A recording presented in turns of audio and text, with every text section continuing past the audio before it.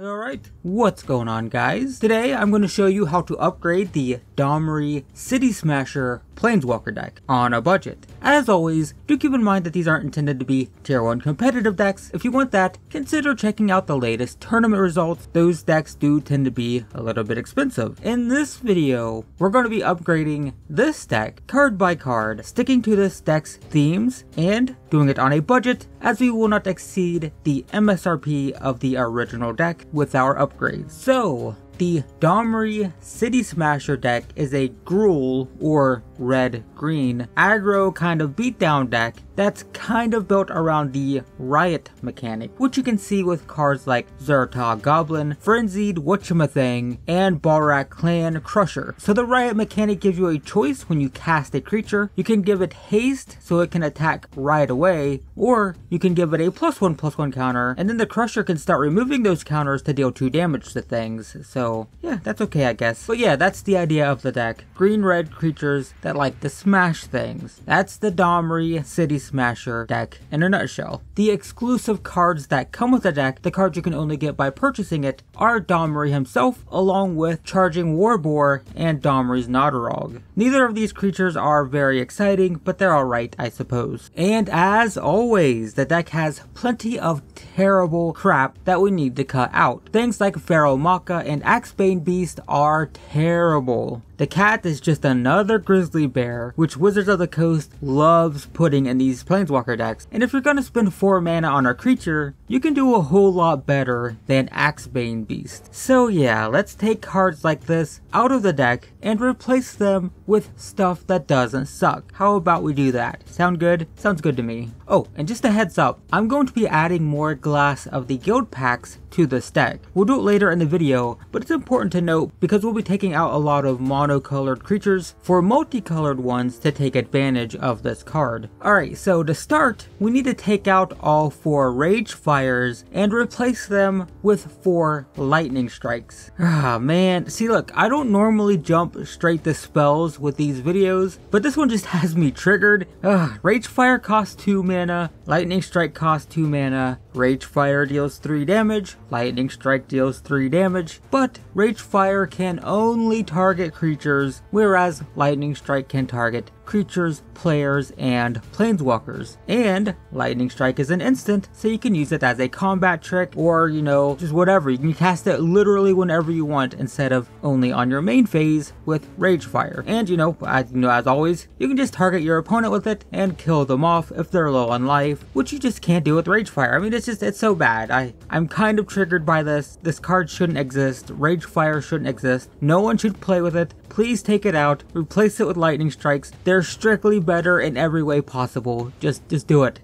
Hate that Rage Fire is in the deck and that it exists at all. Not cool. And while we're on the topic of not creatures, I also want to take out 2 Burn Brights and replace them with 2 Rhythm of the Wild. So Burn Bright gives all creatures +2/+0 for a single turn, which is actually kind of okay, but it would be better in a deck with a bunch of tokens. You know, it's like something that's going super wide, which we don't really do, so we can't really take full advantage of Burn Bright. Rhythm of the Wild is much better for us because it gives all of our creatures Riot, which again means that every single creature is either going to come into play with haste so they can attack faster, or with a +1/+1 counter so they're bigger. And as an added bonus, they also can't be countered. So suck it, blue mages. How do you like that? Also, an important note here, Riot actually stacks. If you have multiple Riot triggers on a single creature, you get to do all of them. So for example, if you have Rhythm of the Wild in play and cast a Zerta Goblin, you get to Riot twice, meaning you can put 2 +1/+1 counters on it and make it a 4/4, or you can put 1 +1/+1 counter on it and give it haste. So yeah, for 2 mana you can either have a 4/4 or a 3/3 with haste if you have Rhythm of the Wild in play. And that's true if we have 2 Rhythm of the Wilds and then we play Zerta, then we get 3 Riot triggers. We can put 3 counters on it, or we can put 2 counters on it and give it haste. And I guess technically, I mean, you can technically give it haste each time, but don't do that. No, don't do that. That's silly. It's completely pointless. So don't give creatures haste multiple times. But yeah, Riot stacks, so just keep that in mind If a creature already has Riot and you give it Riot, then yes, that does mean you get to Riot twice. So with that in mind, we're also going to take out 2 Stony Strengths for 2 more Rhythm of the Wild. So this is pretty simple. Stony Silence puts a single +1/+1 counter on a single creature, whereas Rhythm of the Wild can put them on all of our creatures for the rest of the game, or give them all haste, of course. Granted, the Stony Strength is cheaper, but since you have to have a creature in play first anyway, you're probably not going to be casting it for several turns, so the Rhythm is just going to give us more value over the course of a game, which is totally worth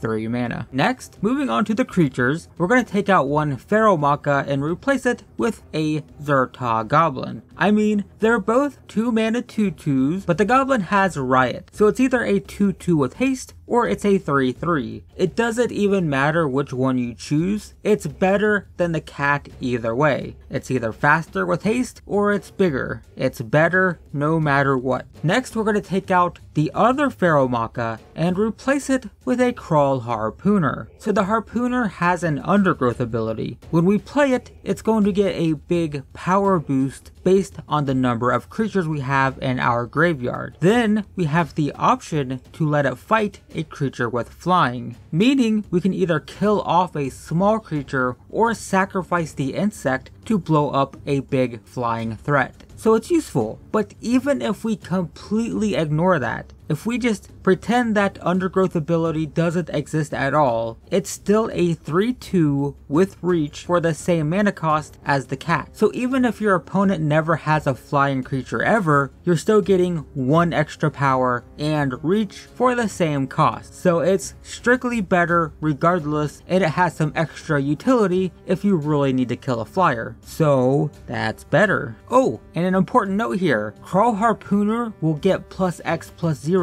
even if it doesn't fight a creature. So it's going to come into play with a ton of power no matter what. And if you give it haste with Rhythm of the Wild and your opponent has no blockers, it could actually just be like a mega whammy windmill slam game finisher kind of thing. Like literally you can just slam it into play and be like, yeah, I want to attack you for like 12. That can happen. If you give it haste and your opponent, isn't expecting it, it can actually be kind of crazy. Alright, next we're going to take out 2 Sylvan Brush Striders for 2 Gruul Spellbreakers. So for starters, they both cost 3 mana, but the beasts are 3/2s and the ogres are 3/3s, so already more powerful. However, the ogres have Riot, so they can either have haste or they can come into play as 4/4s, which is, it's bigger than a 3/2. Now the beasts do let us gain 2 life, which is fine, but I don't think that's worth losing all that power. Plus the ogre gives hexproof to us and itself on our turn. And if you have hexproof, that means your opponent cannot target you with spells or abilities ever on your turn. And that works for things like Settle the Wreckage, for example. Settle the Wreckage does target the player, and anything that says target player is illegal when you have hexproof. So you never have to worry about things like Settle the Wreckage when you're attacking if you have the ogre in play. It's pretty nice. Next, we're going to take out Axebane Beast and replace it with a Raging Regisaur. This card hasn't seen a ton of play, but regardless, it's a clear improvement over the Axebane Beast. They both cost 4 mana, but the beast is a 3/4 and the dinosaur is a 4/4, so we already have an extra point of power. Then, the dinosaur gets to ping something for 1 damage when it attacks, meaning if your opponent doesn't have blockers, you can just ping them and effectively attack for 5 damage compared to the 3 damage that you would get with the beast. Plus it can ping off pesky little creatures, which is not only great value, but can sometimes clear the way of chump blockers, so that's cool. Either way, it's better in pretty much every way imaginable, so once again, just a clear improvement. It's an upgrade, no doubt. Next, we're going to take out a Rampaging Rindhorn for another Raging Regisaur. So this is kind of an interesting comparison. They're both 4/4s, but the dinosaur comes into play a turn faster, and it pings things when it attacks. The beast is a turn slower, but it can come down with haste or a +1/+1 counter. So they're actually kind of close in power, but Raging Regisaur is going to work better with Glass of the Guild Pact. So even though they are similar in power by themselves, the dinosaur has more synergy with the rest of our deck. Next, we're going to take out a Wrecking Beast for a Ravager Worm. The biggest issue with Wrecking Beast is how expensive it is. It's not that you won't reach 7 mana from time to time, you will, but more often than not, it's the kind of card that's going to get stuck in your hand. The worm is 1 mana cheaper, and though it's only a 4/5, it is super versatile. First off, it has Riot, so it can either be a 4/5 with haste or a 5/6. Then you have the option to have it fight a creature or blow up a non-basic land when it enters the battlefield. What's really cool about this is you can have it enter the battlefield, fight and kill a blocker, and then attack with haste. Or you can give it a +1/+1 counter so it can fight a bigger creature. Or you can just blow up a land, like all of those Ixalan flip lands. Basically, this card is just super versatile, and it also works better with Glass of the Guild Pact, so there's actually a lot of upside, even if it is a little bit smaller. I mean, just being able to blow up one of your opponent's creatures is just, it's gonna be super nice most of the time. Next, I want to speed this deck up a bit, so let's take out 2 Fauna Shaman for 2 Llanowar Elves. The Fauna Shaman is, you know, it's okay I guess, but Llanowar Elves is going to let us fuel out our big bad beasties super quick, and it'll also allow us to play a turn 2 Rhythm of the Wild, which is just super nice. So yeah, Llanowar Elves, fantastic. And we're also going to take out 2 Gravelhide Goblins for another 2 Llanowar Elves. The Goblins aren't great. I mean, 4 mana is a lot to spend just to pump it, and we basically have to spend 4 mana for what amounts to a 4/3 every turn, and we can't cast anything while we do that, and it's very unlikely we'll ever reach 8 mana to activate it twice in a turn, so just using the elves to power out big beaters is just going to make the deck that much more consistent and that much more capable of just, you know, winning games out of nowhere than the Gravelhide Goblins, which is just kind of a resource hog.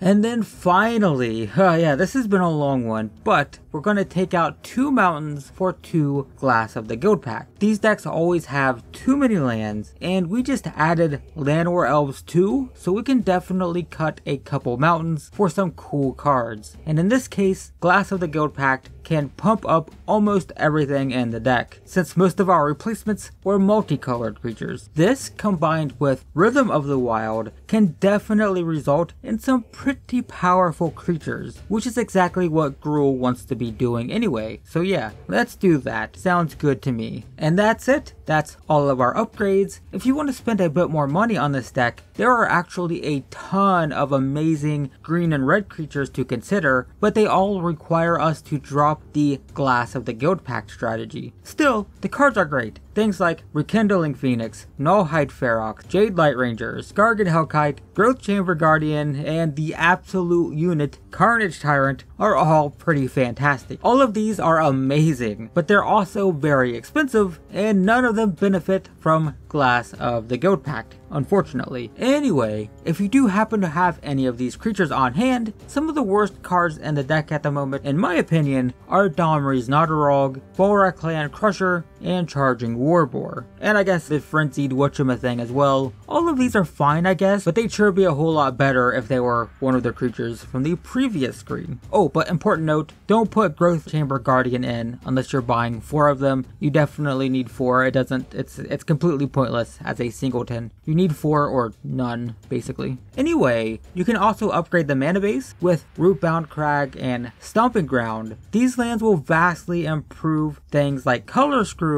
as they provide both colors of mana, but unfortunately they're a little bit expensive, so they are definitely not on budget for us. But they're better than basic lands. They're strictly better than the tap lands that you get with the deck. These are great if you want to spend a lot of money on mana. You could also consider upgrading Domri in the deck with Domri Chaos Bringer. These are only like $5 each at the moment, so it's not terribly expensive, you know, and it's cheaper in terms of, you know, it comes into play faster and it gives us more riot triggers. So yeah, it's not bad. Something to consider as well if you're interested in, you know, spending a few bucks on that. Anyway, that's the deck. We did a bunch of individual upgrades with this one, but as always, we are well below our $15 budget, and there's no doubt that we have a much more powerful deck than when we started. If you've been playing this thing straight out of the box, then for less than 15 bucks, you can upgrade to this deck, and there is no doubt this will give you a much better chance of winning. It's definitely significantly more powerful than what we started with. So there you go guys, that's the deck. If you want to see more Planeswalker deck upgrade videos like this, I have an entire playlist dedicated to them, and you can find a link to that in the description below. Also consider subscribing, as I plan to upgrade every Planeswalker deck that is released in the future. But in the meantime, thanks for watching, I hope this was helpful,